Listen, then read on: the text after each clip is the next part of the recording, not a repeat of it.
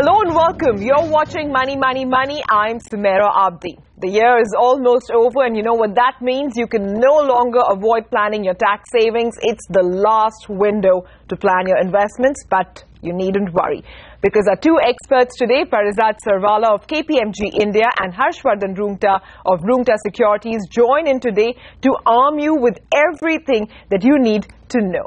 Hi, thanks very much to both of you for joining in today. Parizad, I want to begin with you first, because this budget, there were a lot of changes and a lot of people are still not clear about what is the exact exemptions that they can avail and on what. So first up, could you just run us through what are the maximum tax savings that an individual is entitled for? Sure. So this was the first budget presented by the Honorable Mr. Arun Jaitley, and a couple of tax savings if you look at it in terms of, bracket changes as well. So there was a hike in the exemption limit of roughly around 50,000, which translates into a tax savings depending on the bracket you are in.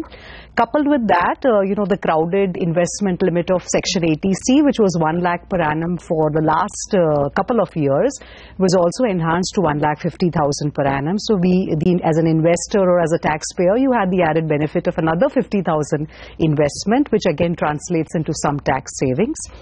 Then we had the interest on housing loan, which is a common feature for almost every taxpayer, which also was hiked up from around 1,50,000 to 2 lakh per annum. So these were some desirable, tax savings which were introduced in this budget as far as an individual taxpayer is concerned. Okay, so as far as investments go now, there's an additional 50,000 that we need to worry about where to invest. So what's the advice then, Harshvardhan, on that front? Because should someone just first try to set off their EPF against this extra 50,000, or should the entire 1.5 lakhs be accounted for investment, not counting EPF? Well, Sumera, EPF qualifies for deduction under Section 80C. So the idea is, today you're now allowed to make investments up to 1.5 lakhs, and there are a couple of options available within that. So one is the EPFs, then you have your PPF that you make, then you have your insurance premiums that you pay. So a whole lot of things, the ELSS investments. The idea is, what should an investor do? Very clearly the objective is that if you can align your investments in such a manner that they help you solve your, achieve your goals, at the same time help you save tax, then most certainly you should try and take the advantage. I'll explain this with an example. Suppose you have long-term requirements, say probably for your retirement, which is say 20 or 30 years from now. Most certainly you would invest into equity as an asset class to build that kind of corpus. Now, if that is your goal and you wish to invest into equities, you have a choice to invest in ELSS schemes, the equity linked savings schemes offered by mutual funds. These schemes also invest in equities. So, and they also qualify for Section 80C benefits. So what an investor should do is align both of your goals and may put in a product which gives you, which solves the purpose. So you would also get tax benefits, at the same time you get the asset which you wanted to invest into.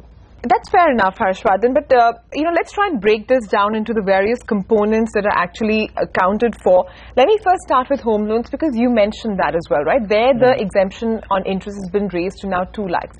But how does that work for people who might have joint loans? Is it 2 lakhs in total or 4 lakhs?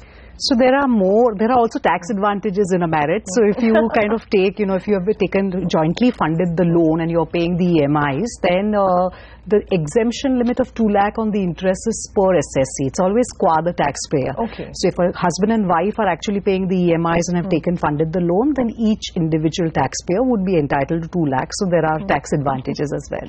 That's true. And the other part of that, Harshvardhan, is the people who want to claim HRA benefits. Okay, what happens in a case, say someone is living with their parents still? Is there any way they could legally be claiming this HRA exemption? Well, very interesting here. If you're living with your parents, you're not, really paying rent in that sense. Whereas your income, the salary that you get, includes HRA as a major component. So you're not technically eligible to set off or take the benefits of paying rent. What you could legally do within the framework is there are two different assessees. One is your parent. It could be a mother or a father in whose name the property is registered, and you're living with them. So they are different assessees, and you are a different assessee. What you could do is, you could formally pay rent to your parents, in whosever name the property belongs. And then you can claim, take a receipt, pay the rent by check. So in that context, you are paying rent, and you can claim the deductions. What happens on the other side is that it becomes a rental income for your parents, in whoever name the property is, and they pay income tax as income from house property. So if there is a tax arbitrage in that sense, then most certainly you can do that, and I don't think there's anything illegal, really speaking, about it. It's fair enough, actually. But Parizad, I want to come back to you. The other, big component that takes away sometimes, or rather causes some pain, is DDT, or the dividend distribution tax. What's happening on that front? And is there any way for people to try and set this off? So actually dividends are tax-free in the hands of the person who receives it. But yes, there is, when DDT is the tax on dividends which the company pays. So in that sense, your surplus which is to be distributed is reduced. So yes, I would say it's an invisible tax which sometimes the investor is not really able to fathom. So in that sense, and there are different rates prevailing, and it ranges from 15 to 29% as the case may be, depending on what the dividend is paid on, whether it's equity funds or debt funds. But definitely it's an indirect cascading to the individual investor, but per se the dividend is exempt in the hands of the individual. But in this case, Harshvardhan, is there any way to try and set this off? I mean, if I were to choose the growth option of a mutual fund, would I reduce this DDT burden on my investment? Well, you cannot really reduce the burden, but you can choose between a dividend payout option or dividend reinvestment, that comes under one category, and the other is a growth option. So depending on what which tax slab you're in, you can choose between the two.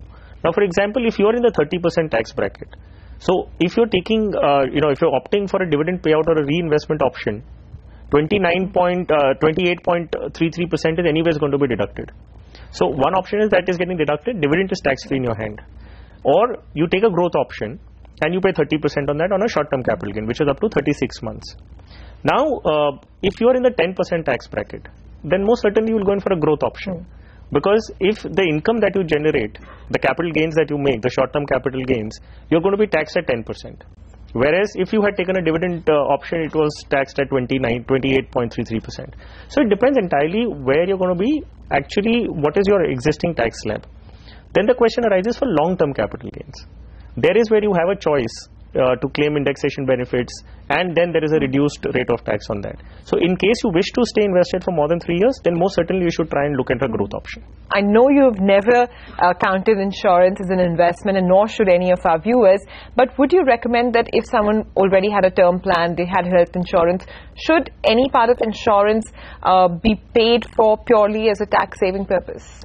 In fact, Samara, I would say none of your investments should be made keeping tax savings as the first objective. That's usually how people invest in India, but that's really not the way. You do not invest only to save tax. Invariably you will land up buying something which you do not need. So, because it's a last moment purchase, you will land up buying whatever is available to you. And whichever distributor is, if there is a mutual fund distributor, he may ask you to invest into ELSS, which may not be aligned with your goals. And on the other hand, if you have an insurance advisor, he may ask you to buy an insurance policy, which again may not be. So the idea is, tax saving is an ancillary benefit that you get. As I said, you try and align it with your goals and your investment objectives, but insurance or any other investment for that matter should not be, tax saving should not be the only reason why you invest. Yeah, fair enough. All right, that's fair enough actually, but we need to take a quick break here. We'll come back in a bit. We're not done with this, and it's not just tax saving, there's also IT returns that have to be filed. So all of that is lined up next. Do stay with us. We're back in just a bit.